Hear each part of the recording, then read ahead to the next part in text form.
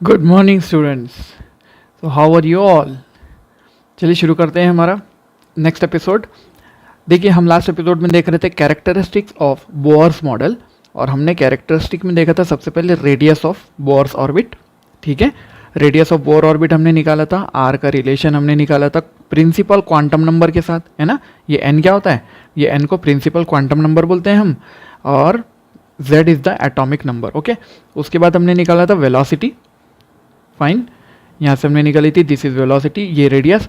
Velocity की equation निकाली थी that comes to be z/n c/137 metre पर सेकेंड। ओके, उसके बाद हमने क्या किया था, ये सारे फॉर्मूले मैंने आपको होमवर्क में दिया था कि एंगुलर स्पीड आपने फाइंड आउट करनी है, फ्रीक्वेंसी आपने फाइंड आउट करनी है, टाइम पीरियड, करंट और मैग्नेटिक मोमेंट, ये मैंने आपको सारा बता दिया था। और इसके बाद में हमने एक टेबल देखा था जिसके अंदर में ये वैल्यूज़ पूरे लिखे हुए थे, राइट। उसके बाद में हमने देखा था कि एनर्जी कितनी होती है ऑर्बिट्स के अंदर में, है ना। तो काइनेटिक एनर्जी का फॉर्मूला हमने डिराइव करके लिया था, ये पोटेंशियल एनर्जी का फॉर्मूला हमने डिराइव करके लिया था, और टोटल एनर्जी हमने निकाली थी, और ये मिली थी हमको टोटल एनर्जी। ओके, तो टोटल एनर्जी के अंदर हमारे पास यहाँ पे देखो 1/8 है, यहाँ पर 8 मिसिंग है क्या, ठीक है, आपने मुझे बताया नहीं, यहाँ पर 8 होना चाहिए। ओके, तो 1/8 mz(e⁴ epsilon not square n square h square, ठीक है, ये -1/8 होता है। अब ये वाली है अपने पास में टोटल एनर्जी। अच्छा, उसके बाद हमने ये देखा था कि टोटल एनर्जी अगर आपके पास में z² ये वाली एनर्जी होती है, इस एनर्जी को हम इस तरह भी लिख सकते हैं, ये डायरेक्टली प्रोपोर्शनल टू z² है, यानी कि एटॉमिक नंबर का स्क्वायर, और inversely proportional to principal quantum number का स्क्वायर। इसकी वैल्यू को हम इस तरह भी लिख सकते हैं, अगर मैंने उसको CH से मल्टीप्लाई और डिवाइड किया, तो CH से मल्टीप्लाई डिवाइड करने के बाद मुझे ये कुछ इसके वैल्यू मिली थी, और इस वैल्यू को हम रीडबर्ग्स कांस्टेंट बोलते हैं। ठीक है, याद रख लो इसको कि इस वैल्यू को हम रीडबर्ग्स कांस्टेंट बोलते हैं, उसकी वैल्यू होती है 1.097 × 10⁷ पर मीटर। अब ये वैल्यू को फिर हमने लिखा RCH के फॉर्म में, RCH की वैल्यू हमने पुट की और उसको इलेक्ट्रॉन वोल्ट में लेकर गए। तो RCH, C is velocity of light, H आपको पता है प्लैंक्स कांस्टेंट है, और R तो यहाँ से निकाला हमने। इन सबको रखने के बाद हमको मिला था -13.6 z²/n² इलेक्ट्रॉन वोल्ट। इतनी एनर्जी होती है। तो अगर हाइड्रोजन एटम लेते हो तो यहाँ पे तो ये 1 1 हो जाएगा दोनों भी। पहले एक ही तो ऑर्बिट है उसके पास में, है ना, हाइड्रोजन बेचारा, उसके पास एक ही तो ऑर्बिट है वो, और ये z की वैल्यू 1 उसके अंदर कर दिया हमने, तो वैल्यू कितनी मिली थी, -13.6 इलेक्ट्रॉन वोल्ट। अभी देखते हैं कि एक्चुअली एनर्जी लेवल होते कैसे हैं। देखो ज़रा, देखो energy level diagram for hydrogen और हाइड्रोजन लाइक एटम। अगर हाइड्रोजन रहेगा तो ये जो Z दिख रहा है ना आपको, ये Z की वैल्यू को 1 कर देना है आपने, ठीक है, सिंपली इसको 1 कर देना है। और अगर आपको हाइड्रोजन लाइक एटम चाहिए तो फिर यहाँ पर Z की वैल्यू आएगी, जैसे कि हीलियम प्लस और लिथियम प्लस प्लस, मैंने आपको कहा था ना, ऐसे होता है। तो ये वाली वैल्यू जो है, देखो ज़रा, फर्स्ट ऑर्बिट ग्राउंड स्टेट बोला जाता है उसको, ठीक है। अब याद रखेंगे आप कि जो फर्स्ट ऑर्बिट होता है आपका, ये होता है फर्स्ट ऑर्बिट, इसके अंदर n = 1 होता है।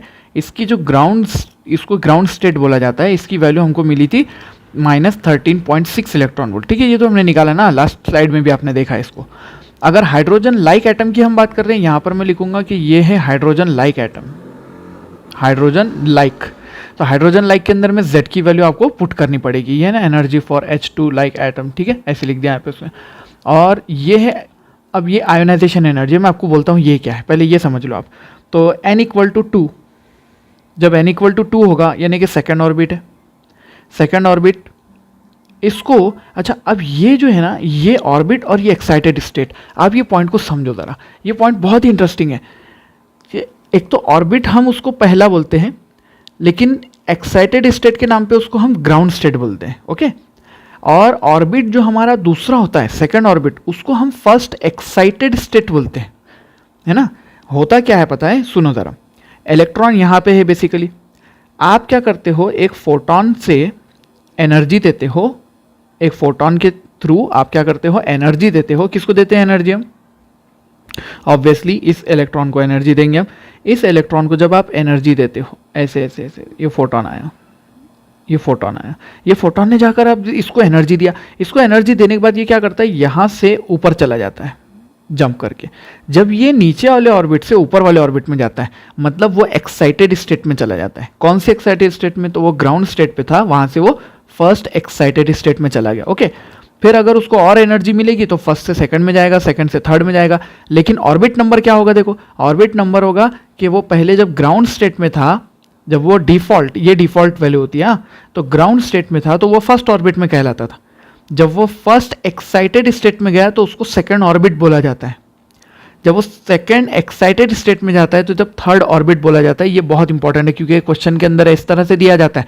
जब आपको क्वेश्चन बनते हैं ना तो क्वेश्चन में क्या बोलता है मालूम है, second excited state to third excited state, मतलब n इक्वल्स टू 3 से लेकर n इक्वल टू 4 तक।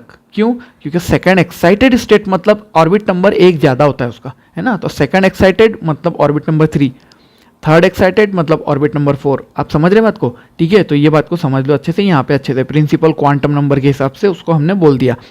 प्रिंसिपल क्वांटम नंबर जो है हमारे ये ऑर्बिट्स बताते हैं। और यहाँ पे हो गया एक्साइटेड स्टेट्स की वैल्यूज।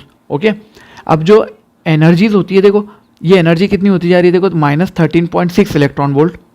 E2 जो है वो हो गई -3.4। ये कैसे आई होगी? अभी देखो ये जो फॉर्मूला था ना अपने एनर्जी का फॉर्मूला, देखो ये वाला, यहाँ से आप लेकर आए ये वाला फॉर्मूला, देखो इस फॉर्मूले के अंदर RCH यानी कि -13.6 Z²/n²। अब हाइड्रोजन के लिए Z² की वैल्यू 1 रख लो, n² की वैल्यू 2 कर दो। देखो क्या होगा, अगर आप ये En लेते हो, En इज इक्वल्स टू, और En की जगह पे आप E2 लेते हो तो क्या होगा, देखो अगर आप ये E2 लेते हो तो यहाँ पे हो जाएगा -13.6 इंटू Z का स्क्वायर बोले तो 1 का स्क्वायर फॉर हाइड्रोजन, और डिवाइड बाय n का स्क्वायर, n बोले तो सेकंड ऑर्बिट का स्क्वायर।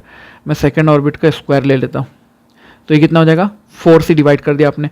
अगर आपने -13.6 को डिवाइड बाय 4 कर दिया तो देखो ज़रा, -13.6 डिवाइड बाय 4 किया तो -3.4 आता है वैल्यू उसकी। ओके, तो it will become -3.4 electron volts. ठीक है, ये आ जाता है इलेक्ट्रॉन वोल्ट्स में वैल्यू।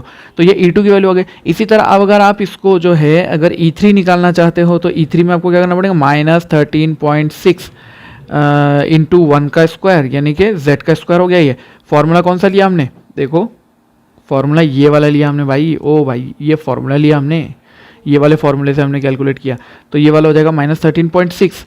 ये हो गया 1 का स्क्वायर, Z का स्क्वायर बोले तो, और नीचे ये 3 का स्क्वायर। 3 का स्क्वायर कितना होता है, 9।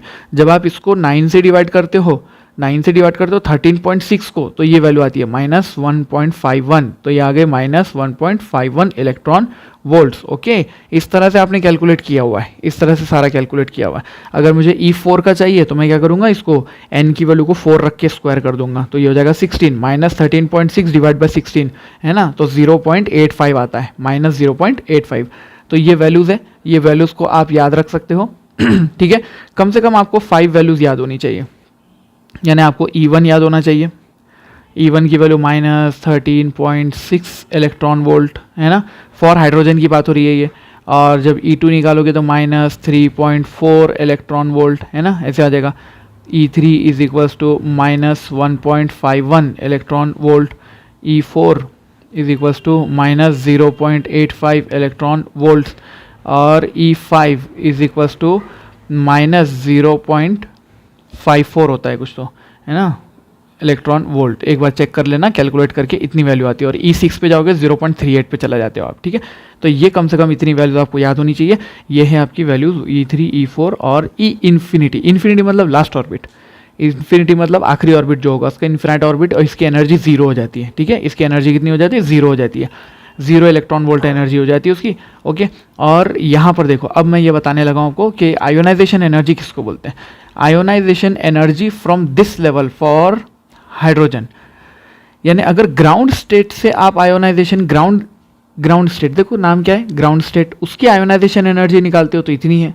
फर्स्ट ऑर्बिट की निकालते हो यानी कि orbit number second, first excited state की निकालते हो तो वैल्यू ये आती है, सेकंड एक्साइटेड स्टेट पे वैल्यू ये आती है। अब ये क्या है, आयोनाइजेशन एनर्जी क्या है। आयोनाइजेशन एनर्जी का मीनिंग होता है कि एक इलेक्ट्रॉन को रिलीज करना है, एक इलेक्ट्रॉन को क्या करना है, ग्राउंड स्टेट से सीधे इन्फाइनाइट ऑर्बिट में पहुंचाना है। ठीक है, ग्राउंड स्टेट से डायरेक्ट इन्फाइनाइट ऑर्बिट में पहुंचाने के लिए जो एनर्जी रिक्वायर्ड होगी उस एनर्जी को आप आयोनाइजेशन एनर्जी बोलोगे। और ऐसा हम क्यों करेंगे, क्योंकि अगर हमारा इलेक्ट्रॉन जो है ग्राउंड स्टेट से इन्फाइनाइट ऑर्बिट में चला जाता है और वापस नहीं आता है, मतलब वो हमारे एटम को छोड़कर चला गया। मतलब अगर आपने एटम में से इलेक्ट्रॉन निकाल दिया तो एटम पे क्या चार्ज आएगा, एटम पे पॉजिटिव चार्ज आएगा, उसको बोलते हैं आयोनाइज करना, ठीक है, आयोनाइजेशन बोलते हैं उसको। देखो डेफिनेशन इसकी, देखो ionisation energy and potential. The energy required to ionize an atom is called ionization energy. Okay, the energy required to make electron jump from present orbit to the infinite orbit, है ना, यही तो कहा हमने, जो भी ऑर्बिट में वो था उस जगह से इनफाइनाइट ऑर्बिट में उसको लेकर जाना है। तो देखो हम कैसे लिखते हैं, ionisation energy is equal to E infinity minus E n. जिस ऑर्बिट में भी वो हो, अगर वो ग्राउंड स्टेट में रहता है तो यहाँ पे क्या आ जाएगा, ई इन्फिनिटी, यहाँ पे तो ई इन्फिनिटी होगा, माइनस यहाँ पे ग्राउंड स्टेट का आ जाएगा ई वन आ जाएगा। ओके, अगर ग्राउंड स्टेट में होता है तो फिर हम उसको कैलकुलेट करते हैं। ये इन्फिनिट जो लेवल होता है उसकी एनर्जी तो जीरो होती है, माइनस ई एन की वैल्यू क्या होती है, minus 13.6 Z square by n square. Okay, तो ये हो जाएगा आपका plus, minus minus gets plus. तो एक बात को याद रख लो, जो आपने एनर्जी याद की होगी जिस भी ऑर्बिट की, बस उसको प्लस लगा देना है, वो बन जाता है उसकी उस लेवल की आयोनाइजेशन एनर्जी, ठीक है, 13.6 Z square by n square electron volt. तो H2 atom in the ground state, उसके लिए एनर्जी कितनी हो जाएगी, एन, ये एन की वैल्यू को 1 रख दो, यहाँ पे 1 रख दो, तो ये वैल्यू कितनी हो जाएगी, और ये जेड की वैल्यू भी 1 हो गई, तो ये हो जाएगी प्लस 13.6 इलेक्ट्रॉन वोल्ट। यानी अगर उसकी टोटल एनर्जी की हम बात करते हैं तो वो है माइनस 13.6 इलेक्ट्रॉन वोल्ट, है ना, ऐसी है एनर्जी। लेकिन अगर हम उसकी आयोनाइजेशन एनर्जी की बात करते हैं तो वो है प्लस 13.6 इलेक्ट्रॉन वोल्ट। अब समझे बात को ना आप, ठीक है, ये फर्क है दोनों में। अब देखो, potential through which an electron need to be accelerate so that it acquires an energy equal to ionization energy is called ionization potential। यानी हम इलेक्ट्रॉन को एक माइनस से एक प्लस, ये पोटेंशियल के बीच में एक इलेक्ट्रॉन को हमको ऐसे भगाना है और उतनी एनर्जी उसके पास आनी चाहिए, यानी कि एक्सेलरेट उसको इतना हम करेंगे so that it acquires the energy equal to ionisation energy. सोचो, अगर हमारे ग्राउंड स्टेट से हाइड्रोजन के इलेक्ट्रॉन को निकलने को एनर्जी चाहिए है प्लस 13.6 इलेक्ट्रॉन वोल्ट, तो हम सोचेंगे कि हमारे इलेक्ट्रॉन को प्लस 13.6 इलेक्ट्रॉन वोल्ट की एनर्जी आने के लिए हमको उसको एक्सेलरेशन कितना देना पड़ेगा, तो वो एक्सेलरेशन के लिए आपको एक आयोनाइजेशन पोटेंशियल लगाना पड़ेगा। दैट पोटेंशियल इज जस्ट, एकदम सिंपल फॉर्मूला है, energy of ionisation divide by electron, ठीक है, इलेक्ट्रॉन से डिवाइड कर दो, जो वोल्टेज मिलेगा वही होगा। क्यों? क्योंकि आपको मालूम है, आपने 1 इलेक्ट्रॉन वोल्ट का डेफिनेशन पढ़ा है ना, 1 इलेक्ट्रॉन वोल्ट का डेफिनेशन क्या होता है, electron volt is the energy. जब आप एक इलेक्ट्रॉन को 1 वोल्ट पोटेंशियल लगाते हो, है ना, 1 वोल्ट पोटेंशियल लगाते हो तो इलेक्ट्रॉन को जो एनर्जी मिलती है वो 1 इलेक्ट्रॉन वोल्ट रहती है। अगर आप इसको 2 वोल्ट लगाते हो तो 2 इलेक्ट्रॉन वोल्ट, 13 वोल्ट लगाते हो तो 13 इलेक्ट्रॉन वोल्ट, 13.6 वोल्ट लगाते हो तो 13.6 इलेक्ट्रॉन वोल्ट। अरे समझे ना बात को, यही तो है वो। तो बस फिर क्या किया हमने, ionisation potential is equals to ionisation energy divide by electron, ऐसे कर देना आपने। अब इसी बात को यहाँ पर देखो, excitation energy and potential, when electron is given energy from external source it jumps to higher energy level, this phenomena is called excitation. जो मैंने आपको कहा ना कि एक फोटोन होता है और वो फोटोन आके हमारे इलेक्ट्रॉन को एनर्जी देता है और हमारा इलेक्ट्रॉन जंप कर लेता है, तो वो जो जंप करेगा वो कहाँ से करेगा, अरे भाई वो जिस लेवल पे होगा उस लेवल से ऊपर वाले लेवल पे जाता है। तो जब वो ऊपर वाले लेवल पे जाता है तो उसको एक्साइटेड होना बोलते हैं, वेरी एक्साइटेड है, उछल कूद करने लगता है। भाई देखो, एनर्जी मिलने के बाद हर बंदा उड़ने लगता है ना, है ना, तो हमारा इलेक्ट्रॉन भी तो उड़ने लगा और वो अपने ऑर्बिट्स बदलते हुए ऊपर के ऑर्बिट्स में पहुंच गया, ठीक है। तो वो जब ऊपर के ऑर्बिट्स में पहुंचता है उसको बोलते हैं एक्साइटेशन, ओके, एक्साइटेशन बोलते हैं उसको। The minimum energy required to excite an atom is called excitation energy. कम से कम एक इतनी छोटी एनर्जी, इतनी एनर्जी लगानी है भाई कि एक ऑर्बिट से दूसरे ऑर्बिट में जंप कर जाए बंदा, तो उसको बोलते हैं excitation energy. End of the particular excited state, मतलब जिस एक्साइटेड स्टेट में होगा ना, और या फिर जिस एक्साइटेड स्टेट में आप भेजना चाहते हो उतनी एनर्जी आपको देनी पड़ेगी। चलो बताता हूँ कितनी एनर्जी देनी पड़ेगी, और याद रख लो कि उसका करस्पॉन्डिंग जो पोटेंशियल आएगा उसको एक्साइटेशन पोटेंशियल बोलेंगे। मतलब क्या, यही excitation energy divide by electron, तो मिल जाएगा आपको पोटेंशियल। देखो कैसे, ये ऐसे होगा ना, देखो ज़रा, excitation energy is equals to final energy minus initial energy. Final मतलब जिस भी ऑर्बिट को होगा इसको एनर्जी फाइनल बोल देंगे अपन, ठीक है ना, इसको फाइनल एनर्जी बोल देंगे। और समझ लो यहाँ से गया है तो इसको इनिशियल एनर्जी बोल देंगे। तो इनिशियल एनर्जी से फाइनल एनर्जी मतलब मेरा जो इलेक्ट्रॉन है वो सेकंड ऑर्बिट से फोर्थ ऑर्बिट में जंप कर गया भाई। तो सेकंड ऑर्बिट से फोर्थ ऑर्बिट में जाने के लिए उसको एनर्जी कितनी लगी होगी, तो मैं लिखूंगा E4 माइनस E2, है ना, ऐसे लिख दूंगा मैं। यहाँ पे क्या लिखूंगा, E4 माइनस E2 ऐसे लिख दूंगा। E4 आपको मालूम है ना, E4 कितना है, देखो ज़रा, यहाँ पे है अपने पास में E4 की एनर्जी माइनस 0.85, और फिर मैं E2 की एनर्जी लिख दूंगा ऐसे यहाँ पे, तो ये हो जाएगा माइनस 3.4, ठीक है ना। तो ये माइनस माइनस गेट प्लस हो जाएगा, और ये मैं आपको लिख कर बताऊंगा, अभी एग्जाम्पल भी मैं आपको दूंगा इसका, लेकिन आप पहले बात को समझ लो कि ये इसको इस तरह लिखते हैं, ठीक है।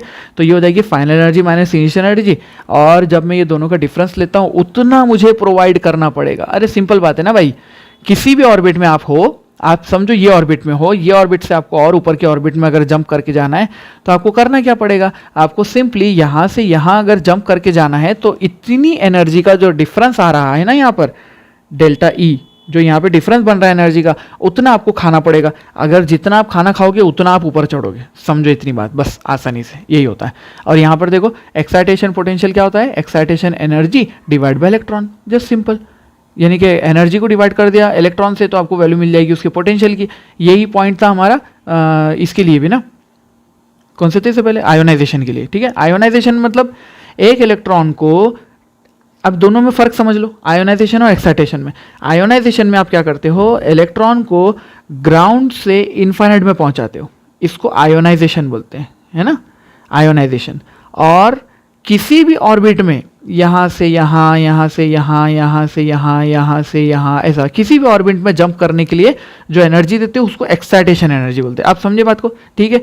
किसी भी ऑर्बिट से किसी भी ऑर्बिट में जाने के लिए जो एनर्जी लगती है ऊपर जाने के लिए, हाँ सिर्फ ऊपर जाने की बात हो रही है, ओनली अप, अभी सिर्फ ऊपर जाने की बात हो रही है, तो ऊपर जाने के लिए एनर्जी जो लगती है उसको एक्साइटेशन एनर्जी बोलते हैं। और सीधा जिस भी ऑर्बिट में हो, जिस भी ऑर्बिट में हो वहाँ से सीधा अगर आपको जाना है इनफाइनाइट पे, इन्फिनिटी ऑर्बिट में, तो उसको बोलते हैं आयोनाइजेशन एनर्जी। तो यहाँ पे हमारे पास जो लिखी हुई है ना, ये आयोनाइजेशन एनर्जी लिखी हुई है। एक्साइटेशन एनर्जी हमको कैलकुलेट करनी होती है। Ionisation energy is very simple, क्यों, क्योंकि फाइनल वाला ऑर्बिट कौन सा है, फाइनल वाला ऑर्बिट तो इनफाइनाइट है, इसलिए उसकी वैल्यू कितनी होती है, ये जो फाइनल होता है इसकी वैल्यू तो जीरो हो जाती है। अब जब उसकी वैल्यू जीरो हो जाती है तो फिर यहाँ पे लिखना आसान हो गया। देखो इसकी टोटल एनर्जी कितनी थी, माइनस 13.6, तो आयोनाइजेशन कितनी हुई, प्लस 13.6। अगर आप इस ऑर्बिट से इन्फिनिटी में जाओगे तो zero minus minus of this, तो क्या हो जाता है, minus minus gets plus, zero minus minus of 3.4, तो ये हो गया plus 3.4, zero minus minus of 1.5, तो ये हो जाएगा प्लस 1.5। अरे समझ रहे हैं ना बात को आप, तो ये हो जाता है ये आयोनाइजेशन एनर्जी है। Ionisation energy just is a positive value of energy levels, है ना, देख लो जरा, पॉजिटिव वैल्यू है जस्ट आयोनाइजेशन एनर्जी, इतना याद करना आसान है। अच्छा इसका वोल्टेज अगर मैं बोलूँगा आपको आयोनाइजेशन पोटेंशियल निकालो बोले तो कैसे निकालेंगे, अगर मैंने इसका पोटेंशियल निकालो बोले तो इलेक्ट्रॉन से डिवाइड, इसका ई कट जाएगा, इसका ई कट जाएगा, इसका ई कट जाएगा, इसका ई कट जाएगा, जस्ट सिंपल ना, ठीक है। तो आयोनाइजेशन पोटेंशियल भी निकल जाएगा। चलिए लास्ट पॉइंट बता देता हूँ, that is binding energy. Binding energy क्या होती है, binding energy of a system is defined as the energy release when its constituents are brought from infinity to form the system. It may be defined as the energy needed to separate its constituents to large distance. If an electron and a proton are initially at rest and brought from large distances to form a hydrogen atom, 13.6 electron volt energy will be released. The binding energy of hydrogen atom is therefore 13.6 electron volt. मतलब जो binding energy होती है ना hydrogen atom की, principal quantum number अगर आपका n होता है, बाइंडिंग एनर्जी क्या होती है मतलब यही वाली एनर्जी होती है। आयोनाइजेशन को जितनी एनर्जी लगती है ना, जनरली समझ लो ज़रा, आयोनाइजेशन वाली की एनर्जी जो होती है ना ग्राउंड स्टेट की, है ना, ग्राउंड स्टेट की। क्योंकि अगर आप इलेक्ट्रॉन निकालना चाहते हो, क्योंकि देखो बाइंडिंग एनर्जी बोला किसको जाता है मालूम है, जब आप एक न्यूक्लियाई है आपके पास में ऐसा और ये इलेक्ट्रॉन ऑर्बिट से आपके, इसमें से सारे इलेक्ट्रॉन को निकाल देना है, सारे इलेक्ट्रॉन को निकाल देना है, अंदर से भी बाहर से भी, सब। तो सबको निकालने के लिए जो आपको एनर्जी लगेगी ना, वो एनर्जी 13.6 होगी, क्योंकि ग्राउंड स्टेट से निकालने के लिए कितनी लगती है 13.6। तो देयरफॉर आपको टोटल एनर्जी कितनी लगने वाली है 13.6 इलेक्ट्रॉन वोल्ट लगने वाली है ना आपको। ग्राउंड स्टेट वाले को भी निकालना है बाहर, तो इसीलिए क्या हो जाता है कि अगर आप ये लिखना चाहोगे हाइड्रोजन एटम के लिए principal quantum number n, actually क्या था मालूम है, ये वाली जो वैल्यू होगी आपकी, तो ये टोटल एनर्जी की वैल्यू थी, है ना, ये टोटल एनर्जी की वैल्यू थी, इसको स्क्वायर करो तो ये हो जाएगा आपका n का स्क्वायर, है ना। तो binding energy is equals to, देखो एनर्जी इज इक्वल्स टू, अरे अपने पास यही तो फॉर्मूला था ना अभी राजा, देखो 13.6 अपॉन n का स्क्वायर, अरे यही तो फॉर्मूला था ना अपना। इस फॉर्मूले को ऐसे लिखा हुआ है, ये एनर्जी को बाइंडिंग एनर्जी बोला अपन ने, और ये फॉर्मूले को ऐसे लिखा हुआ है, देखो n स्क्वायर इधर गया, ई नीचे आया और बाद में उसका रूट हो गया, ठीक है ना। तो n निकाला अपन ने, प्रिंसिपल क्वांटम नंबर निकाला अपन ने, तो 13.6 डिवाइड बाय बाइंडिंग एनर्जी। अब ये पॉइंट समझो आप क्या हो रहा है, सारे इलेक्ट्रॉन को जमा करने के लिए जो एनर्जी रिक्वायर्ड थी वो है आपके पास में बाइंडिंग एनर्जी, जिसके ज़रिए आपके इलेक्ट्रॉन जो है न्यूक्लियस के साथ बंधे हुए, उसको बाइंडिंग एनर्जी बोलते हैं, ठीक है।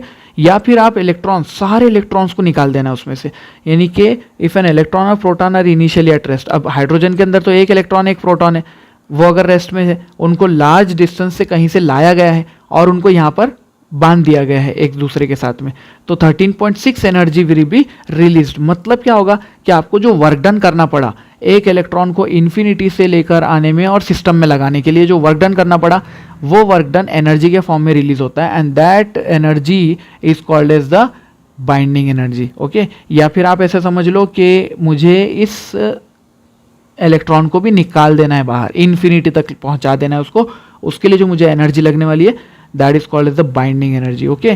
तो ये हो जाता है। अब यही सेम चीज़ आपको ग्रेविटेशन में भी देखने को मिली थी, है ना, बाइंडिंग एनर्जी ऑफ क्या होता है, प्लैनेट्स और जो भी मासेस होती है, बॉडीज होती है उनकी, ओके। ये पॉइंट समझा आपको, देख लो ज़रा इसकी डेफिनेशन को अच्छे से लिख कर याद रख लो। तो एक बात तो हमको यहाँ से क्लियरली समझ में आ रही है कि जो हमारी आयोनाइजेशन एनर्जी होती है ना, इसी को हम बाइंडिंग एनर्जी भी बोलते हैं, ठीक है, इसको याद रख लो आप। बाइंडिंग एनर्जी भी यही होती है जो आयोनाइज करने के लिए लगती है, मतलब सबसे इनर मोस्ट ऑर्बिट से इलेक्ट्रॉन को निकाल कर आपको ऊपर लेके जाना है, यानी कि आपको इन्फाइनाइट ऑर्बिट तक लेके जाना है, उसके लिए जो एनर्जी आपको रिक्वायर्ड होगी that is 13.6 in case of hydrogen. तो इसी को 13.6 इलेक्ट्रॉन वोल्ट को हम प्लस में बोलेंगे तो बाइंडिंग एनर्जी होती है।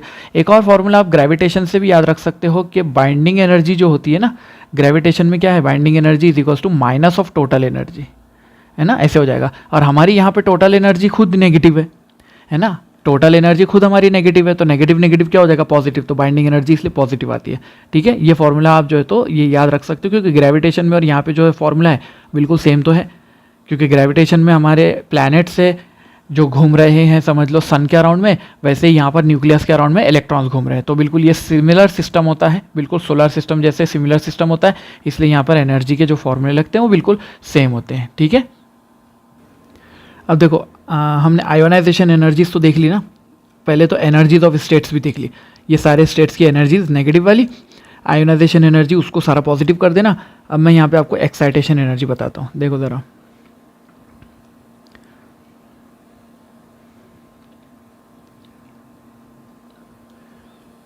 एक्साइटेशन एनर्जी, एक्साइटेशन एनर्जी को हम कैसे लिखेंगे, चलो देखते हैं। अगर मैं लिखना चाहता हूँ कि अगर मैं यहाँ से ग्राउंड स्टेट से इस ऑर्बिट में अगर मैं पहुँचाना चाहता हूँ तो एक्साइटेशन एनर्जी कितनी होगी, तो हम लिखेंगे एनर्जी ऑफ एक्साइटेशन, है ना, energy of excitation is equals to, हम किस में लेकर जा रहे हैं, सेकंड वाले ऑर्बिट में लेकर जा रहे हैं, माइनस फर्स्ट वाले ऑर्बिट की एनर्जी, है ना। तो हम लिखेंगे यहाँ पे सेकंड वाले ऑर्बिट की एनर्जी कितनी होती है, -3.4, है ना, माइनस E1 कितनी होती है, नेगेटिव, ये तो माइनस फॉर्मूले का हुआ, और ये नेगेटिव लिखा जाएगा -13.6, इसको ऐसे लिख देंगे हम, तो वैल्यू कितनी होती है, देखो ये आ जाता है आपका +10.2 इलेक्ट्रॉन वोल्ट्स, ठीक है, क्योंकि ये सब इलेक्ट्रॉन वोल्ट में है ना, दोनों भी इलेक्ट्रॉन वोल्ट में ये वैल्यू, तो इसको ऐसा लिखा जाता है, देखो 10.2 इलेक्ट्रॉन वोल्ट, ठीक है। यानी कि अगर मैं 10.2 इलेक्ट्रॉन वोल्ट देता हूं तो मेरा इलेक्ट्रॉन ग्राउंड स्टेट से निकलकर फर्स्ट स्टेट में चला जाएगा, यानी फर्स्ट एक्साइटेड, इसको फर्स्ट एक्साइटेड स्टेट बोलते हैं, इसीलिए इसको फर्स्ट एक्साइटेड बोलते हैं, ठीक है, एक बार एक्साइट हुआ। अच्छा, इसका एक्साइटेशन पोटेंशियल कितना होगा फिर, तो excitation potential is equals to 10.2 volt हो जाएगा, जस्ट ई से डिवाइड कर दो ना, ठीक है, अपने फॉर्मूला देखा था कि जो एक्साइटेशन की एनर्जी होती है डिवाइड बाय इलेक्ट्रॉन कर देना है, तो ये वैल्यू आ जाएगा आपका 10.2 वोल्ट्स, ओके, इस तरह निकालते हैं। तो देखो फिर एक और एग्जांपल बता देता हूँ कि अगर आपको पहुंचाना है सेकंड ऑर्बिट से, आप यहाँ से निकालते हो और फोर्थ ऑर्बिट में पहुंचाना है आपको, तो कितनी एक्साइटेशन एनर्जी देनी होगी। तो मैं यहाँ पे लिखूंगा energy of excitation it is equals to fourth orbit की एनर्जी माइनस सेकंड ऑर्बिट की एनर्जी, है ना। सेकंड ऑर्बिट से जा रहे हैं, मतलब क्या है, ये सेकंड ऑर्बिट है मतलब फर्स्ट एक्साइटेड स्टेट, और ये फोर्थ ऑर्बिट है मतलब थर्ड एक्साइटेड स्टेट, ठीक है, ऐसा बोला जाता है उसको। एक्साइटेड स्टेट का नंबर एक कम होता है ऑर्बिट नंबर से। तो हम यहाँ पे लिखेंगे E4 की एनर्जी कितनी है, -0.85 माइनस फॉर्मूले का, और यहाँ पे आ जाएगा सेकंड ऑर्बिट की एनर्जी कितनी है, -3.4, तो ये आ जाएगा -3.4, ओके, -3.4। ये सब इलेक्ट्रॉन वोल्ट में है values, so it will be plus के 2.55, है ना, प्लस 2.55 इलेक्ट्रॉन वोल्ट्स। अगर आप इतनी एनर्जी दोगे इलेक्ट्रॉन को हमारे, ठीक है, सेकंड ऑर्बिट में वो इलेक्ट्रॉन है, उसको आपने इतनी एनर्जी दे दी तो वो पहुंच जाएगा सीधा फोर्थ ऑर्बिट के अंदर, ठीक है। आप बात समझ रहे, इस तरह से होता है, इसको बोलते हैं एक्साइटेशन। तो एक्साइटेशन होते हुए इलेक्ट्रॉन ऐसा जाता है, तो इसका एक्साइटेशन पोटेंशियल कितना हो जाएगा, excitation potential at this point will be 2.55 volts. अरे समझे कि नहीं बात को, ठीक है, 2.55 वोल्ट्स ऐसे हो जाएगा। तो एक्साइटेशन पोटेंशियल भी हमको निकालना आ गया, एक्साइटेशन एनर्जी निकालने आ गई है, मतलब किसी भी ऑर्बिट से किसी भी ऑर्बिट में आप पहुंचा सकते हो उसको, कोई प्रॉब्लम की बात नहीं है, ऐसे कैलकुलेट आप कर लेंगे सीधे सीधा, ठीक है। अब ये तो हुआ हमारा एक्साइटेशन की एनर्जी। व्हाट इफ, अब ये जो था ये सिस्टम हो कैसे रहा है मालूम है, अगर एक समझ लो फोटोन आता है, वो फोटोन आकर हमारे इलेक्ट्रॉन को एनर्जी देता है। देखो फोटोन आया और इस इलेक्ट्रॉन को एनर्जी दिया, तो ये फोटोन की एनर्जी एब्जॉर्ब करके हमारा इलेक्ट्रॉन यहाँ चला गया, या फिर इससे ऊपर चला गया, या फिर और इससे ऊपर चला गया। वो इलेक्ट्रॉन फोटोन की एनर्जी पर डिपेंड करेगा, जो फोटोन की एनर्जी h न्यू आ रही है उसके ऊपर डिपेंड करता है, ठीक है। तो वो एनर्जी कितनी होती है, एक्साइटेशन एनर्जी होती है, ठीक है। अब अगर एक्साइटेशन एनर्जी कम पड़ जाए तो क्या होगा, यानी कि जैसे हमने ये वाला देखा, देखो सेकंड ऑर्बिट में जाने के लिए कम से कम एनर्जी कितनी लगती है, 10.2। अगर मैं ये कहूँ आपको कि 10.1 आ गई, अगर एनर्जी आ गई है, ये इलेक्ट्रॉन है मेरा, इसको मैंने 10.1 की एनर्जी दे दिया, तो बताओ क्या वो ऊपर जा पाएगा, नहीं, बिल्कुल नहीं जाता है, ठीक है। तो वो एनर्जी को लॉस कर देता है, लेकिन वो एनर्जी इतनी एनर्जी पे तो ऊपर नहीं जाएगा, 10.1 पे तो ऊपर नहीं जाएगा, 10.1 इलेक्ट्रॉन वोल्ट पे तो ऊपर नहीं जाएगा, 10.2 इलेक्ट्रॉन वोल्ट लगेगा तब वो ऊपर जा पाएगा, ठीक है। तो इस तरह के क्वेश्चंस बनते हैं कि एनर्जी अगर इतनी दी है तो ऊपर जाएगा या नहीं जाएगा, कौन से स्टेट में जाएगा। अगर मैं एनर्जी उसको, अब यहाँ से देखो फर्स्ट ऑर्बिट से मैंने अगर उसको थर्ड ऑर्बिट में डायरेक्ट पहुँचाना है, तो फिर मैं कैसे कर सकता हूँ, यानी कि फ्रॉम N1 से N की वैल्यू 3 तक अगर पहुँचाना है, यानी सेकेंड एक्साइटेड स्टेट में डालना है ना उसको, इसको बोलते हैं सेकेंड एक्साइटेड। अरे है कि नहीं सेकेंड एक्साइटेड स्टेट, तो फिर मैं कैसे लिखूंगा, एक्साइटेशन एनर्जी कितनी रिक्वायर्ड है, रिक्वायर्ड एनर्जी कितनी है, तो मैं लिखूंगा E3 माइनस E1, है ना। तो E3 की वैल्यू कितनी है, E3 कहाँ है अपना, -1.51 है उसकी वैल्यू, है ना, और माइनस के 13.6, ये वाली वैल्यू कितनी हो जाएगी फिर आपकी, बोलो, it will become 12.09 electron volts. भाई इतनी एनर्जी देना पड़ेगी उसको एक्साइटेशन की, अगर इतनी एनर्जी दोगे तो आप यहाँ से निकलकर थर्ड ऑर्बिट में डायरेक्ट जा सकते हो, वरना नहीं जा पाओगे। तो अगर उसने अपने को बोल दिया कि अगर क्वेश्चन ऐसा देता है, देखो अगर क्वेश्चन ऐसे देता है, आपको क्वेश्चन में बोलता है कि भाई 11 इलेक्ट्रॉन वोल्ट की एनर्जी आपको मिलती है, एक फोटोन ला के देता है, तो ये हमारा जंप कहाँ से कहाँ जा पाएगा, तो हम बोलेंगे भाई वो देखो 10.2 यूज़ करके वो कहाँ चला जाएगा, फर्स्ट ऑर्बिट से, ये फर्स्ट ऑर्बिट से सेकंड ऑर्बिट में चला जाएगा, ठीक है, 10.2 यूज़ कर लेगा। 11 में से 10.2 यूज़ हो गई है, बाकी की एनर्जी लॉस हो जाएगी। क्यों, क्योंकि आपको रिक्वायर्ड तो 12.09 है, 12.09 रहेगी तब फर्स्ट से थर्ड में जा सकता है, लेकिन अगर 12.09 से अगर कम मिली, जैसे 11 है, तो फिर क्या करेगा वो, सेकंड ऑर्बिट में जाकर वहाँ पे स्टे करेगा और बाकी की एनर्जी लॉस हो जाएगी, ठीक है। इस तरह से ये सिस्टम चलता है, बिल्कुल इसी तरह से चलता है। अब चलो नेक्स्ट पॉइंट पढ़ते हैं, हाइड्रोजन स्पेक्ट्रम। यहाँ तक कि आपको बिल्कुल एकदम ठीक से समझ में आ गई है ना बात कि एक्साइटेशन एनर्जी किसको बोलते हैं, एक्साइटेशन पोटेंशियल किसको बोलते हैं, आयोनाइजेशन एनर्जी और आयोनाइजेशन पोटेंशियल, चारों चीज़ें समझ गई है। अब देखो ज़रा हाइड्रोजन स्पेक्ट्रम क्या होता है। हाइड्रोजन स्पेक्ट्रम में हम ऐसा मानते हैं कि हाइड्रोजन के अंदर क्या होता है कि अभी मैंने जो आपको प्रोसेस एक्सप्लेन किया कि ग्राउंड स्टेट में इलेक्ट्रॉन था, उसको आपने क्या किया उसको आपने फोटोन से एनर्जी दी, है ना। एक फोटोन आया और फोटोन ने आकर एनर्जी दी और वो फोटोन की एनर्जी लेकर ये जंप करके किसी और ऑर्बिट में चला गया, ठीक है। तो ऐसा ही प्रोसेस होता है, लेकिन रिवर्स होता है। कैसे होगा कि अगर चलो हमारा इलेक्ट्रॉन सेकंड ऑर्बिट में गया था, यानी फर्स्ट एक्साइटेड स्टेट में वो था, ठीक है, ये थी first excited state, first excited state, okay. अब वो यहाँ पर इलेक्ट्रॉन हमारा रिवॉल्व करने लगा लेकिन उसको स्टेबिलिटी नहीं मिली, ठीक है। अगर उसको स्टेबिलिटी नहीं मिली तो क्या करता है, वो वापस जंप करके ग्राउंड स्टेट में आ जाता है। और जब हमारा इलेक्ट्रॉन रिवर्स जंप करता है तो जो एनर्जी उसने एब्जॉर्ब करके ऊपर गया था वो एनर्जी वो रिलीज कर देता है, उतनी ही एनर्जी एच न्यू के फॉर्म में, यानी फोटोन रिलीज करेगा, ठीक है। यानी पहले देखो फोटोन खाया था तो ऊपर गया था, अब जब ऊपर से नीचे आएगा तो फोटोन रिलीज करेगा, ठीक है, ऐसा होगा। तो ये वाला फंडा इस तरह समझा जाता है। अब आप इसको ऐसे भी समझ सकते हो कि आपने उसको हीट दी थी, इनिशियली आपने उसको हीट दी थी और हीट देने की वजह से वो यहाँ से यहाँ चला गया था, करंट दिया था, करंट देने की वजह से वो यहाँ से यहाँ चला गया था। आपने उसको गैस को आपने हीट किया था या फिर आपने उसको करंट दिया था, वो करंट लेकर करंट से उसने एनर्जी ले ली थी, लेकिन एनर्जी लेगा इसके बराबर, हाँ लेगा इतनी ही। उसको कितनी एनर्जी चाहिए, कितनी एनर्जी चाहिए, यहाँ की एक्साइटेशन एनर्जी के बराबर, है ना, इधर की एक्साइटेशन एनर्जी के बराबर एनर्जी चाहिए। वो एनर्जी कोई भी दे सकता है, फोटोन भी दे सकता है, हीट भी दे सकती है, एनर्जी तो इतनी लेगा भाई, वो इसमें कॉम्प्रोमाइज़ नहीं है। 10.2 अगर यहाँ से यहाँ जाने के लिए 10.2 लगता है तो ये 10.2 के बगैर तो जाएगा ही नहीं। यहाँ से ऊपर तक जाने के लिए 12 पॉइंट अगर जो है तो वैल्यू लगती है 09 की, तो 12.09 के बगैर तो ऊपर जाएगा ही नहीं। वो एनर्जी कोई भी दे सकता है, करंट दे सकता है, वो एनर्जी तो हीट दे सकती है। अब समझो उतनी एनर्जी लेकर गया था, वहाँ पे स्टेबिलिटी नहीं मिली तो क्या होगा, वो स्टेबिलिटी नहीं मिली तो वो आकर नीचे जंप करेगा वापस, चाहे इस ऑर्बिट में हो, इस ऑर्बिट से भी जंप कर सकता है, यहाँ पर डायरेक्ट ऐसे जंप करेगा, तो इसमें से जंप करेगा तो यहाँ से भी क्या करेगा, यहाँ से फोटोन रिलीज करेगा, ठीक है, ये फोटोन रिलीज करेगा, ऐसे होगा, ये फोटोन उसने रिलीज किया समझो, ठीक है। तो इस तरह से फोटोन रिलीज होता है, और यहाँ से अगर फोटोन रिलीज होता है तो वो फोटोन की एनर्जी उतनी ही होती है जितनी एक्साइटेशन एनर्जी रिक्वायर्ड थी। समझ लो, देखो मैं आपको बोलता हूँ, फर्स्ट ऑर्बिट से सेकंड ऑर्बिट में जाने के लिए हमने एनर्जी निकाली है ना, एक्साइटेशन एनर्जी फर्स्ट ऑर्बिट से सेकंड ऑर्बिट में जाने के लिए कितनी है, 10.2 इलेक्ट्रॉन वोल्ट। तो देखो 10.2 इलेक्ट्रॉन वोल्ट लेकर वो ऊपर जाएगा, स्टेबिलिटी नहीं मिली तो जब वो नीचे जंप करेगा तो वापस में वो 10.2 इलेक्ट्रॉन वोल्ट की ही एनर्जी रिलीज करेगा। ये फर्स्ट ऑर्बिट से थर्ड ऑर्बिट में जाने के लिए उसको एनर्जी लगी थी 12.09 समझो, तो 12.09 इलेक्ट्रॉन वोल्ट लेकर अगर खाकर ऊपर गया था तो वापस आने में वो उतनी ही एनर्जी रिलीज करता है 12.09 इलेक्ट्रॉन वोल्ट की, उससे ज़्यादा एनर्जी उसके पास होती ही नहीं है ना।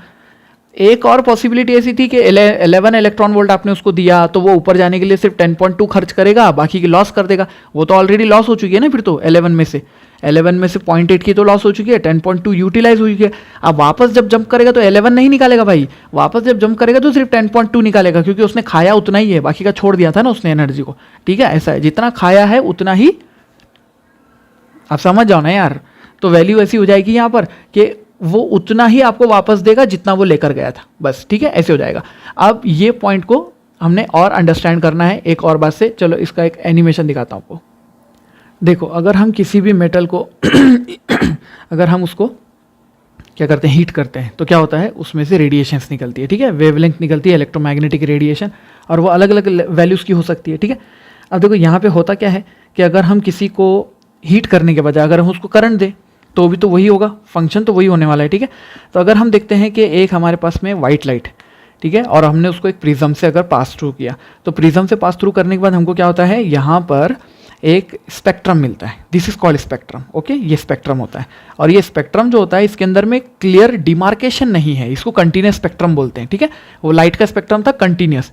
बट अगर हम एक गैस लेते हैं, ठीक है, ये हाइड्रोजन गैस है समझो, और मैं इसको हीट अप करता हूँ, तो हाइड्रोजन गैस को हीट करने के बाद और उसको हम क्या करेंगे, जो रेडिएशन निकलेगी ना उसको प्रिज्म से पास करेंगे, तो क्या होता है मालूम है, हमको यहाँ पर एक स्पेक्ट्रम देखने को मिलता है, लेकिन इसमें क्लियरली डिमार्केशन होता है और अलग अलग लाइंस मिलती है। तो हाइड्रोजन के केस में 4 लाइंस मिलती है हमको एक्चुअली, ठीक है, 4 लाइंस मिलती है जो कि विजिबल रेंज में होती है, और बाकी जो होती है वो जो तो इंफ्रारेड रेंज में होती है, ठीक है।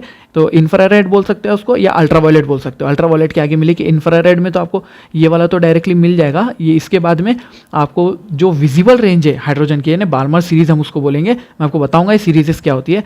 तो एक पॉइंट ये समझ लो कि एक्चुअली हमने क्या किया, एटॉमिक गैसेस को हमने लो प्रेशर के ऊपर में हीटअप किया, और हीट करने के बाद हमने उसका स्पेक्ट्रम देखा, ठीक है। तो ये स्पेक्ट्रम होता है। ये कैसे देखा हमने, समझो प्रिज्म से, या फिर हम जो तो स्पेक्ट्रम को एक सेंसर बोर्ड के ऊपर में हम उसको ले सकते हैं।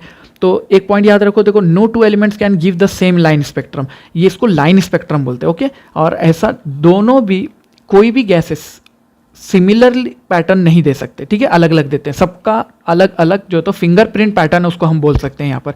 जैसे ये हाइड्रोजन का है, हाइड्रोजन में देखो आप ये रेड, ये आपको ग्रीन दिख रहा है, ब्लू दिख रहा है, वायलेट दिख रहा है, तो ये जो 4 लाइंस आपको दिख रहे हैं ना, इनको हम जो है तो अलग अलग नंबर्स देते हैं, इनको अलग अलग जो है तो H alpha, H beta, H gamma, H delta, ऐसा स्पेक्ट्रल सीरीज इनको बोला जाता है, ठीक है।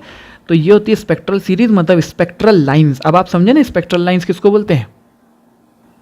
बाल्मर ने हमको सबसे पहले सीरीज दिया था, इसलिए हम उसका नाम लेते हैं यहाँ पर कि उसने हमको एक सीरीज पूरी दी थी, बाल्मर सीरीज, लाइमन सीरीज, पाचन, ब्रैकेट और फंड। चलिए पढ़ते हैं अब ये एक पॉइंट और है, देखो इसको हम एब्जॉर्प्शन स्पेक्ट्रम बोलते हैं। क्या बोलते हैं, इसको यहाँ लिख देता हूँ मैं यहाँ पर, ये है एब्जॉर्प्शन स्पेक्ट्रम।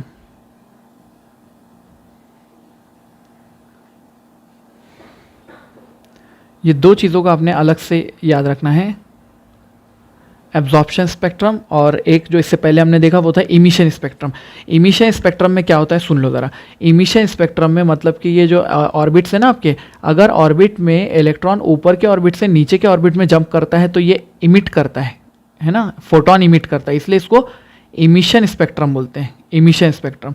और अगर नीचे वाले ऑर्बिट से इलेक्ट्रॉन ऊपर वाले ऑर्बिट में जाता है कुछ एब्जॉर्ब करके, है ना, तो उसको एब्जॉर्प्शन स्पेक्ट्रम बोलते हैं। तो एब्जॉर्प्शन स्पेक्ट्रम में होगा क्या, देखो आप क्या करते हो, एक समझो आपने गैस ली हाइड्रोजन, उसके ऊपर आपने व्हाइट लाइट को इमिट करवाया। अब अगर व्हाइट लाइट उसके ऊपर जा रही है, समझो ठीक है, पूरी व्हाइट लाइट उसके ऊपर जा रही है, तो ये सारे का व्हाइट लाइट का पूरा स्पेक्ट्रम होगा कंटिन्यूस, है ना, ये कंटिन्यूस स्पेक्ट्रम होगा व्हाइट लाइट का। लेकिन क्या होता है, हाइड्रोजन गैस में से गुजारने के बाद, हाइड्रोजन गैस में से जाने के बाद जब आप देखते हो कि ये स्पेक्ट्रम में क्या फ़र्क पड़ा, तो यहाँ पर देखो ये कुछ ब्लैक लाइंस आ गई है, देखो ये और ये और ये, इस तरह की कुछ ब्लैक लाइंस आ गई है। यहाँ पर देखो ये ब्लैक लाइंस पहले नहीं थी, देखो ये पूरा कंटिन्यूस था। अगर व्हाइट लाइट होती तो ये कंटिन्यूस होता, लेकिन हाइड्रोजन गैस में से गुजारने के बाद क्या हो गया, इस पर ब्लैक लाइंस आ गई। ये एक्चुअली हुआ क्या, तो एक्चुअली हमारा जो एटम है ना, उसने कुछ एनर्जी को एब्जॉर्ब कर लिया। जैसे कि मैं कहूँगा कि यहाँ पर उसने एनर्जी को एब्जॉर्ब किया होगा 10.2 इलेक्ट्रॉन वोल्ट की एनर्जी को।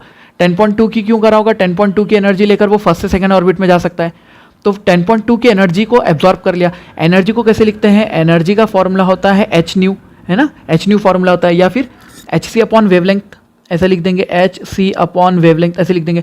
तो यहाँ की वेवलेंथ तो उसने खा गया ना, मतलब अरे ये एनर्जी जब 10.2 की एनर्जी वो खा लिया तो मतलब यहाँ की वेवलेंथ तो उसने खा लिया है। अगर वेवलेंथ वो खा गया यहाँ की, तो यहाँ पे क्या बन जाएगा, एब्जॉर्ब। ये लाइन एब्जॉर्ब हो चुकी है, ये वाली लाइन एब्जॉर्ब हो गई है, तो इसीलिए यहाँ पर ब्लैक लाइन आ जाती है। क्यों, स्पेक्ट्रम पे यहाँ पे ब्लैक लाइन आ जाती है, क्यों, क्योंकि यहाँ का फोटोन इधर पहुँच ही नहीं पाया भाई, इधर के फोटोन को तो हमारे एटम ने खा लिया और वो अपने सेकेंड स्टेट में चला गया। यहाँ की एनर्जी भी हमारे इसने खा लिया होगा, कैसे से 12.09 शायद 12.09 इलेक्ट्रॉन वोल्ट इतनी एनर्जी होगी शायद इसकी, तो उसने यहाँ का भी एनर्जी उसने एब्जॉर्ब कर लिया। मतलब क्या हो गया, एक और वेवलेंथ उसने खा लिया है, तो एक और वेवलेंथ खाने की वजह से यहाँ पे आ गई ब्लैक लाइन, तो ये हो गया एब्जॉर्प्शन स्पेक्ट्रम। अब आप समझ रहे हैं एब्जॉर्प्शन स्पेक्ट्रम किसको बोलते हैं और इमिशन किसको बोलते हैं।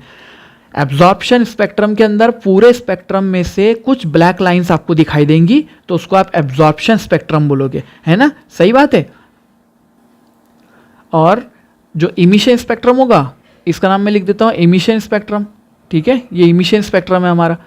इमिशन स्पेक्ट्रम में क्या बोल सकते हैं हम, देखो इमिशन स्पेक्ट्रम के अंदर में सिर्फ वही लाइंस होगी जो इमिट हुई है।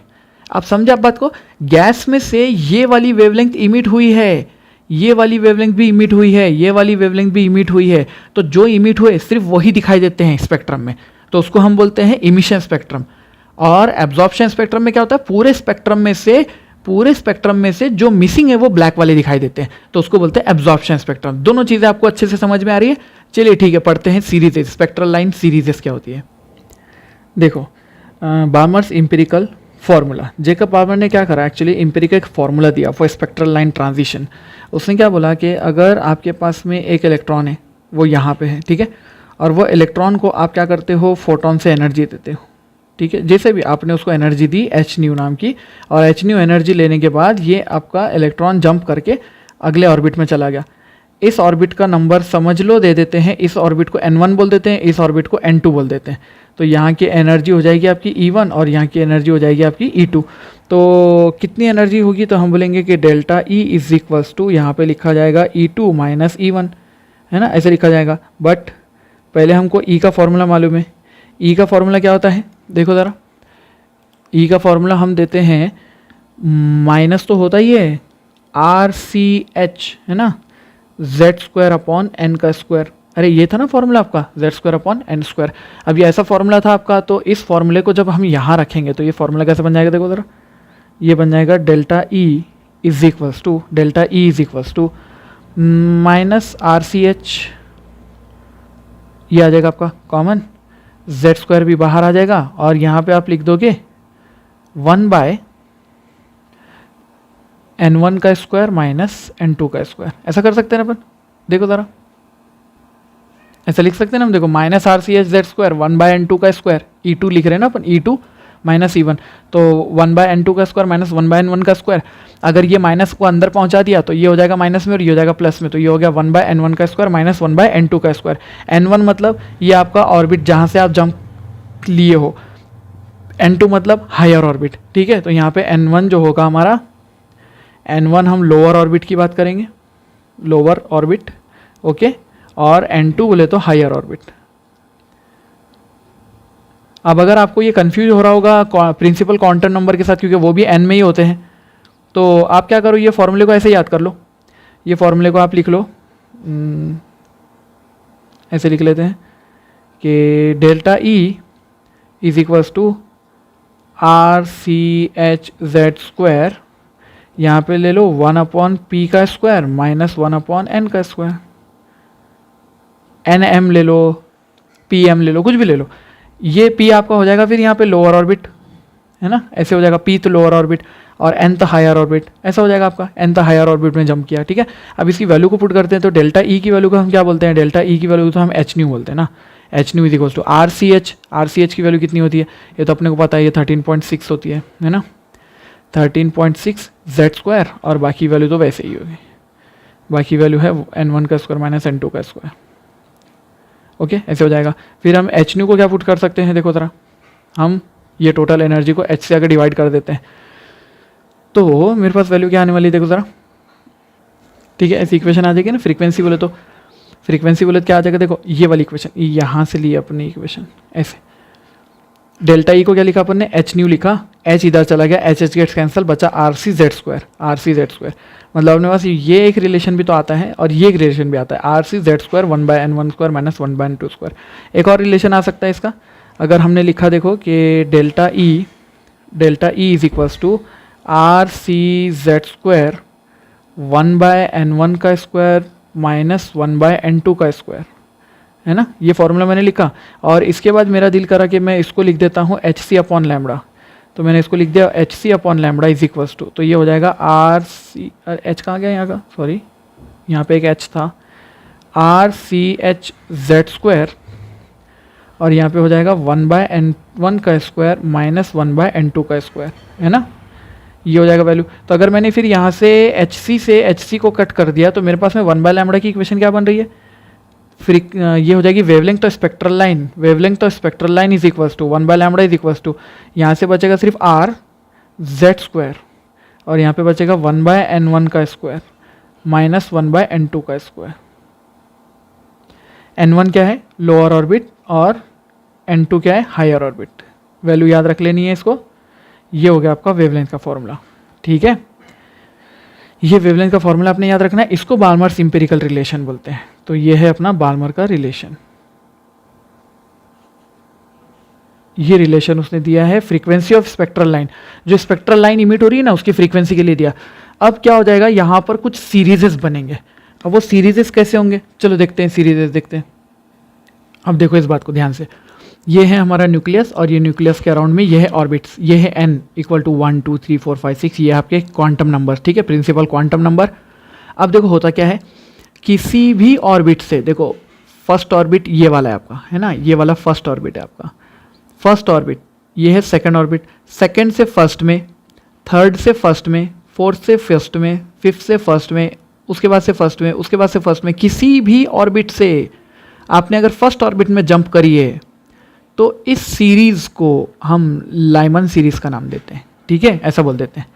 और अगर आप किसी भी ऑर्बिट से सेकंड ऑर्बिट में जंप करते हो, देखो ये है हमारा n2, यानी कि सेकंड ऑर्बिट है हमारा, ये ऐसा 2 वाला सेकंड ऑर्बिट। किसी भी ऑर्बिट से आप सेकंड ऑर्बिट में अगर जंप करते हो तो जो इमिशन स्पेक्ट्रा होगा उसको बामर सीरीज बोलेंगे। मतलब इमिशन स्पेक्ट्रा मतलब आप जब ये वाले ऑर्बिट से इस ऑर्बिट में जंप करोगे ना तो यहाँ से कुछ ना कुछ तो इमिशन होगा ना इलेक्ट्रॉन फोटॉन्स का, ठीक है, कुछ ना कुछ तो फोटॉन निकलेंगे। वो फोटॉन जो होंगे वो बामर सीरीज के फोटॉन होंगे, ठीक है। उसके बाद में क्या होगा, किसी भी ऑर्बिट से थर्ड में अगर जंप करते हो तो उसको पाश्चन सीरीज बोला जाता है। किसी भी ऑर्बिट से फोर्थ में जंप करते हो तो उसको ब्रैकेट सीरीज बोला जाता है। और किसी भी ऑर्बिट से अगर आप फिफ्थ में जंप करते हो, फिफ्थ ऑर्बिट में जंप करते हो तो उसको फर्न्ड सीरीज बोला जाता है। अब यहाँ पे भी नंबर्स कैसे होते हैं, देखो वेवलेंथ के नंबर कैसे होते हैं। अगर आप सेकंड से फर्स्ट में आते हो तो उसको सेकंड से फर्स्ट में आते हो तो उसको लैम्बडा 1 बोलते हैं। इसको बोलते हैं first member of spectrum. Spectral series जो होती है उसका पहला मेंबर बोलते हैं उसको। अगर उसके बाद वाले ऑर्बिट से आप जंप करते हो पहले में, यानी कि दूसरे से पहले में किया तो लैम्बडा 1, तीसरे से पहले में किया तो लैम्बडा 2, चौथे से पहले में किया तो लैम्बडा 3, है ना, ऐसा बोला जाता है। उसी तरह से बामर सीरीज़ के अंदर भी यही हो जाएगा। इसका नाम एच अल्फ़ा आ जाता है बामर सीरीज़ के अंदर में, सिर्फ कुछ नाम अलग है इसके अंदर में। एच अल्फ़ा, इसको बोला जाता है एच बीटा, इसको बोला जाता है एच गामा, है ना, और इसको बोला जाता है एच डेल्टा। इस तरह से इसको नाम दिए जाते हैं, ठीक है। तो इस तरह से आप जो है तो ये नंबर्स को याद रखेंगे। इसको कैसे दिखाते हैं, देखो ये है लाइमन सीरीज़, मतलब किसी भी ऑर्बिट से जंप किया आपने तो ये हो जाएगा आपका फर्स्ट मेंबर लैम्बडा 1, ये हो जाएगा फर्स्ट मेंबर लैम्बडा 1। ये जो जंप किया आपने इसको बोलेंगे लैम्बडा 2, क्योंकि ये थर्ड ऑर्बिट से फर्स्ट ऑर्बिट में जंप है, इसको बोलते हैं लैम्बडा 3, ठीक है। ऐसे हो जाएगा बार्मर सीरीज़ के अंदर में, इसको एच अल्फ़ा बोलते हैं। ये हो जाएगा एच अल्फ़ा, ये हो जाएगा आपका एच बीटा, ये हो जाएगा आपका एच गामा, और ये हो जाएगा एच डेल्टा। इसमें 4 बताए हुए ना आपको, ये एच डेल्टा तक हो जाता है। पाश्चन सीरीज़ में आप देखेंगे तो इसको लैम्बडा 1 बोलते हैं, ठीक है, इसको लैम्बडा 2 बोलते हैं, इसको लैम्बडा 3 बोलते हैं। ब्रैकेट के अंदर भी लैम्बडा 1, लैम्बडा 2 और फर्न्ड सीरीज़ के अंदर भी ये होता है। तो इस तरह से ये सीरीज़ डिफाइन होती है जिसके अंदर में आप किसी भी ऑर्बिट से किसी भी ऑर्बिट में जंप कर सकते हो, कहीं से भी, हाँ ठीक है, कहीं से भी जंप करो आप, चलता है। तो यहाँ से मतलब क्या होता है, इलेक्ट्रॉन जंप कर रहा है, इलेक्ट्रॉन जंप करेगा तो एनर्जी तो रिलीज़ करेगा भाई। अगर वो यहाँ से यहाँ पे जंप कर दे इलेक्ट्रॉन तो क्या करेगा, कुछ तो फोटोन रिलीज़ करेगा ना भाई। तो वो फोटोन कितना रिलीज़ करेगा, ये दोनों का एनर्जी डिफरेंस के बराबर, ये दोनों के एनर्जी डिफरेंस के बराबर। ई डेल्टा ई जो लिखते हैं ना हम, delta E is equals to h c upon wavelength, इतनी वेवलेंथ निकलती है उसमें से, ठीक है, ये वेवलेंथ उसमें से निकलती है। और कितनी वेवलेंथ निकलती है अगर हम बताना चाहें तो ये फॉर्मूला है उसका, कितनी वेवलेंथ इमिट होगी तो हम बताते हैं are Z square 1/n1² minus 1/n2²। इसके अंदर आपने ये लोअर ऑर्बिट नंबर पुट करना है, इसमें हायर ऑर्बिट नंबर पुट करना है, और आपको यहाँ से वेवलेंथ मिल जाएगी, कितनी वेवलेंथ इमिट किया। अगर आपको फ्रीक्वेंसी के फॉर्म में चाहिए तो ये फ्रीक्वेंसी का है वैल्यू, आप पहला ऑर्बिट पुट करो यानी लोअर ऑर्बिट, और ये हायर ऑर्बिट पुट करो और आपको वैल्यू मिल जाएगी यहाँ से फ्रीक्वेंसी की, ठीक है। क्या ये अंडरस्टूड हो रहा है यहाँ तक के, चलिए ठीक है। तो फिर आप यहाँ तक के स्टडी कीजिए इसको, आपका होमवर्क है कि आप ये पूरा को स्टडी करेंगे, सीरीज इसको स्टडी करेंगे, वेवलेंथ कितनी निकलती है और इसके आगे की कैलकुलेशन क्या होती है वो हम देखेंगे नेक्स्ट लेक्चर में। तब तक के लिए थैंक यू वेरी मच, ठीक है।